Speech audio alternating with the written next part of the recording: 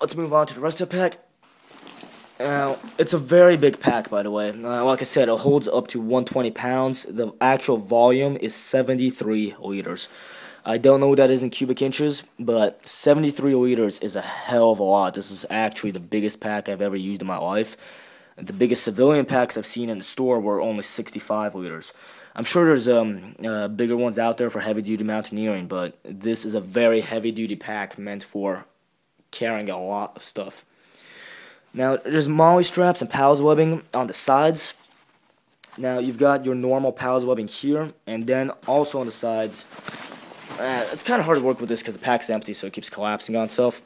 But other than the actual pals, on the side you've got these two pouches. These are meant for carrying mortar shells, or I think that was the 81 millimeters. But you can use them for carrying canteens. That's what I'd stick in here. And anything pretty much like poles, hiking sticks, ski sticks, an axe, anything like that, you can drop in this pouch. And then along the sides, you have several compression straps that go over here. I think there's 3 of them. 1, 2, 3. You got 3 that you can actually detach, and then a 4th one at the top. So you can just stick your axe or whatever in this pouch and buckle all these straps around it, and then it's secure. It's not going anywhere. You can also put an ISO mat on the side using that mechanism, but I've seen a few people do that, although I honestly don't recommend it because, of course, this part right here is designed to use with the ISO mat. And all that is on the bottom here, you have these 2 straps. There's more pals webbing on the bottom here, so if you don't have an ISO mat or you don't want to put it there, you can drop another pouch here, a butt pack, whatever you need. If you want to put the ISO mat here, just drop it on like I did, and you got these 2 straps to run over on top of it and to secure whatever it is you want to put here. On the other side, it's a mirror image of that side. You've got one more pouch here. You can put a second canteen cup, run whatever you want up through here, buckle it up with those straps, and it's good to go.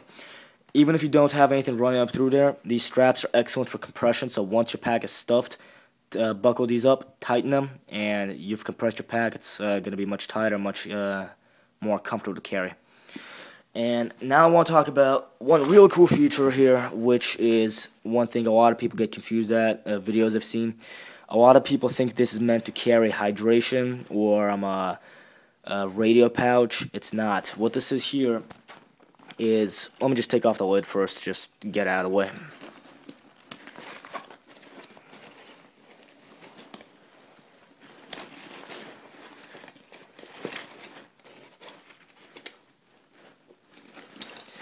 Alright.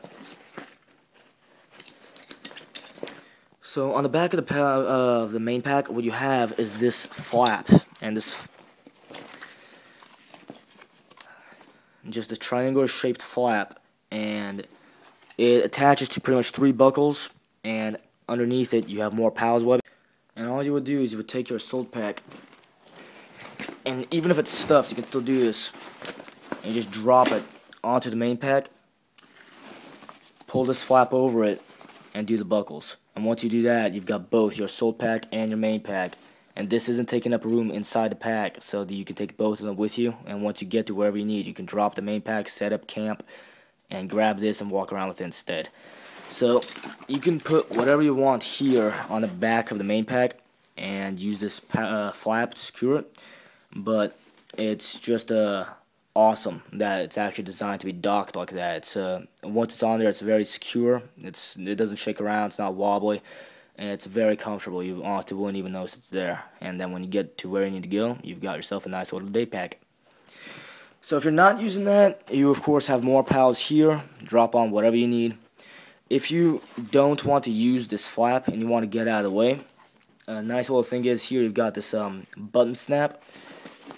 And you should have a second one right there. So all you have to do is roll this up nice and neat, and once it's rolled up, you just clasp those 2 together, and now it's out of the way and not flapping around or bothering you anymore, and you've got all this free space to use.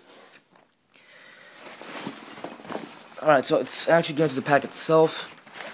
Let's see. Like most civilian packs these days, the way this works, you've got your main pack, of course, and on top you have the lid, or we just call it a butt pack. I will quickly say that this is not the actual ILBE lid. This is an aftermarket civilian variant meant to reproduce it. There are a few differences from the real thing and this one. And the real one is much fatter than this. This one's actually very slim and neat. The real one's pretty big. It'll hold about 5 liters, I think, although I'm also not sure. And on top of the real one, you'll have more MOLLE webbing. Like there's PALS webbing all over this thing. It's everywhere. But unfortunately, when you buy these on the civilian market, they usually come without a lid. It's very hard to find one with a lid. I honestly don't know why. But personally, I like this one better, actually. This, like I said, this is a civilian version. But the reason I like this better is because I never actually used the butt pack much myself. It just kind of got in the way, and it was pretty much was bigger than I needed it to be. And this one is much smaller and just much easier for me to cinch down and get it to hug the body of the main pack. So personally, I prefer this. Your mileage may vary. So if you do find an actual ILBE lid, consider yourself lucky and use it as you need to.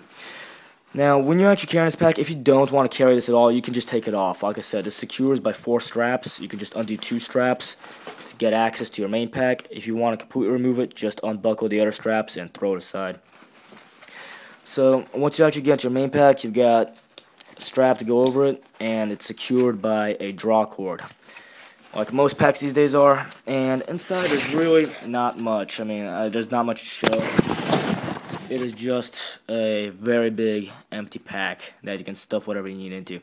There is one cool thing in here though, and that is a second little flap pouch here. It's rolled up, and at first glance it may be kind of difficult to figure out how to get this out because there's no button or anything, just this elastic strap.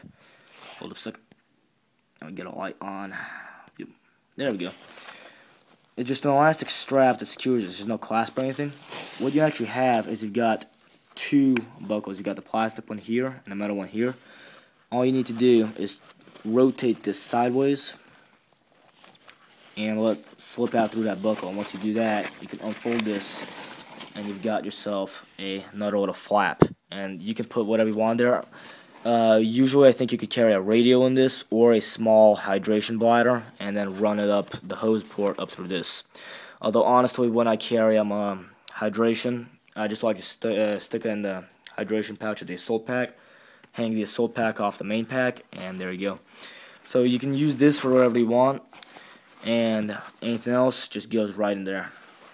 And like I said, this is not waterproof. This, of course, does have the drainage hole, just like the assault pack does.